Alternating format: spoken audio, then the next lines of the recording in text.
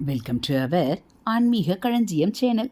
இன்னைக்கு நம்ம காரியம் ஆகணும்னா கழுதையானாலும் காளைப்பிடி என்ற பழமொழி வந்த கதையை தெரிந்து கொள்ளலாம். கம்சன் தன் தங்கை தேவகிக்கு பிறக்கும் 8வது குழந்தையால் தன் உயிருக்கு ஆபத்து என தெரிந்தவுடன் கணவன் மனைவி இருவரையும் சிறையில் அடைத்தான். இவர்களுக்கு குழந்தை பிறக்கும் சமயம் ஒரு கழுதையை சிறைவாசலில் கட்டி வைத்தான். சிறை காவலர்களை அவன் நம்பவில்லை. கழுதைக்கு நுகரும் சக்தி மிக அதிகம். குழந்தை பிறந்ததும் கத்தத் துவங்கிவிடும். கம்சன் வந்து கொன்று விடுவான். இப்படி 7 குழந்தைகள் இறந்தன. 8வது குழந்தையாக கிருஷ்ணர் பிறந்தார். உடனே தேவகியின் கணவன் வசுதேவன் தயவு செய்து கத்திவிடாதே என கழுதை காலில் விழுந்து கெஞ்சினான்.